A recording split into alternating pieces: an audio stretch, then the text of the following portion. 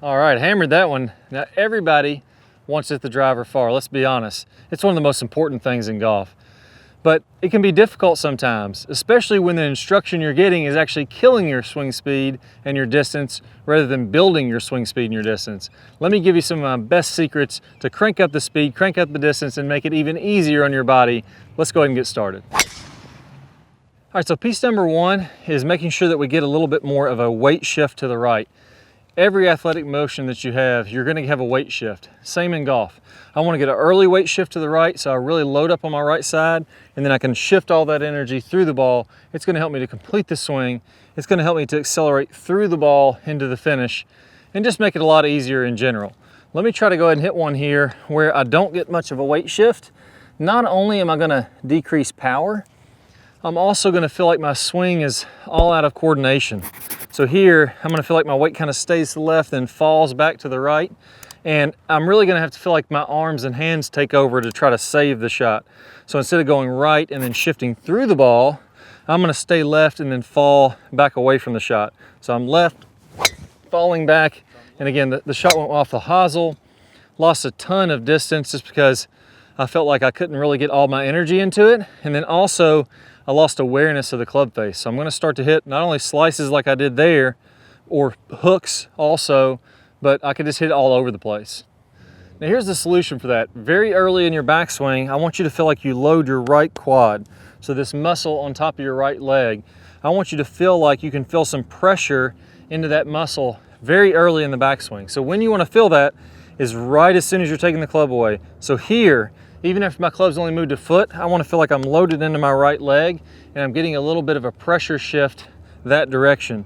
Then as I complete my backswing, I'm going to actually shift back to the left and swing through the ball. Again, so it's an early shift to the right, and then once I get to the right, I'm going to shift left and swing down.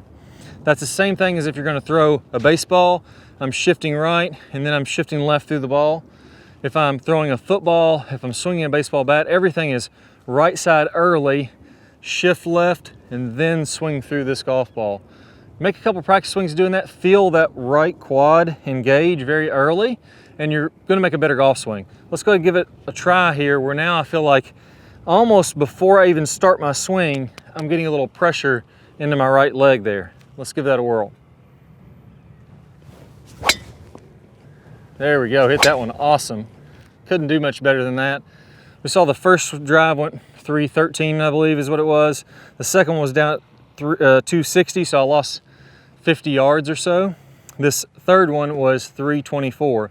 So definitely much more powerful when I can get right early, and then I can get everything to shift through the ball, accelerate through the ball. It just makes it a lot easier. Now with that is also your hip turn. You really don't want to turn those hips off to where you feel like they're locked up. So very common thing that I see is for people to try to get the feeling of a big stretch in their body. And some instruction is going to tell you that you should restrict the amount that your hips turn in the golf swing. So in my backswing, I'm going to feel like I keep this right leg really flexed. And even if I shift to the right, I'm not going to rotate my hips very much, and I'm going to get a big stretch between my hips and my shoulders. I feel really locked up here, even though I've only made half a backswing. Well, when you do that, again, the distance plummets. So if I feel like I restrict my hips here, I'm not going to get nearly the distance that I want to have. So that one I hit as perfect as I can hit a golf ball with a restricted hip turn. I mean, it is dead straight on the arrow, right down the middle of the fairway. Couldn't be any better, but it's still not going to be as good as the ones that I just made decent swings on when I made my full turn. So that one was 244, 100 miles an hour swing speed. So even though it was dead flush, I just can't generate the speed and the power I can when I really rotate those hips. So I want you to focus in again on that right leg. Add this to what we talked about before. I want to feel a little pressure in my right quad early in the swing. And I also want to feel like I go ahead and push it in the ground, my right leg straightens up a bit. Now I don't want to do this and sway to the right. I want to feel like I'm staying here, I'm keeping this angle in my leg, but I'm loading the right leg and I'm straightening my right knee at the same time.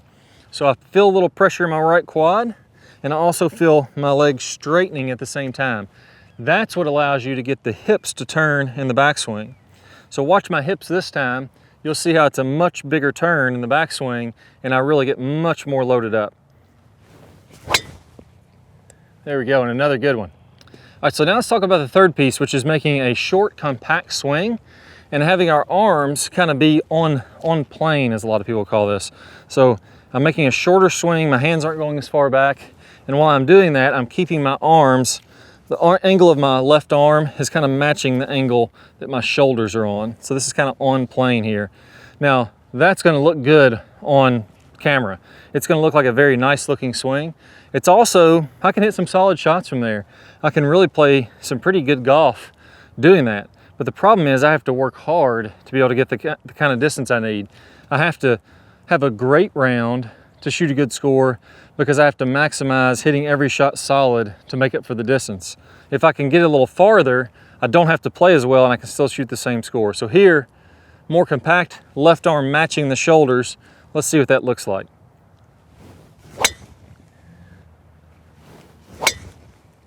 All right, so that one hit nice and straight, really hit a good shot there. That's what I was saying, you can hit some good shots doing that, but with that shorter, more flatter swing, not gonna get the swing speed that I wanted.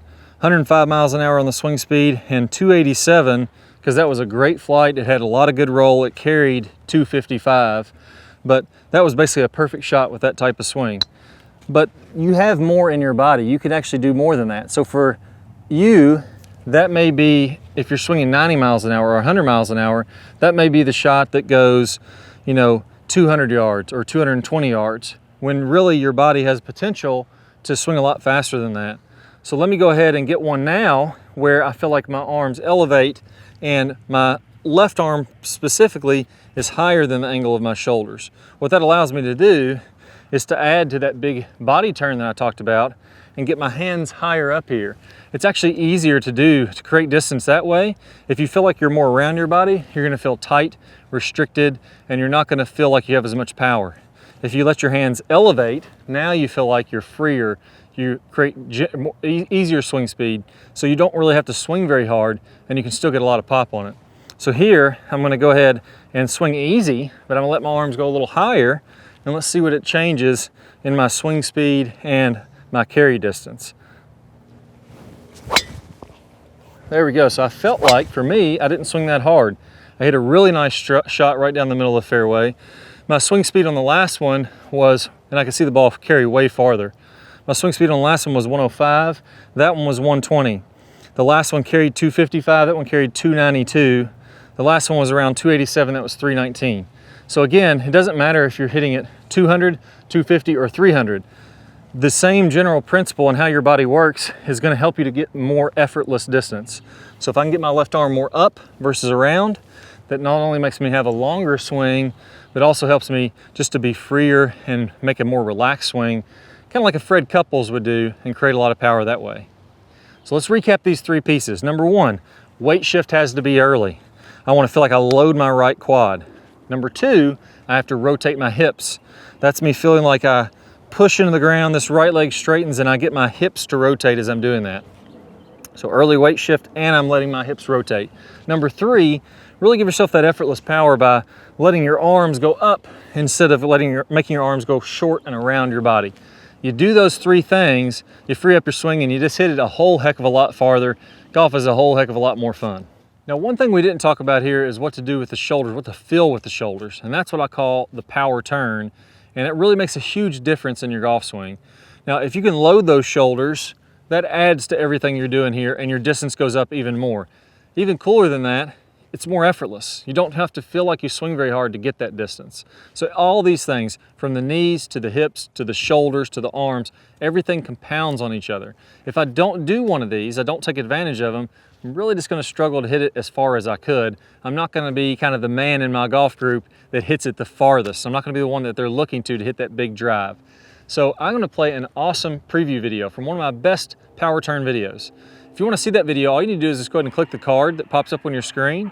And if you don't see that card, no worries, just go ahead and click the link down below in the description. You'll be able to watch that video right away.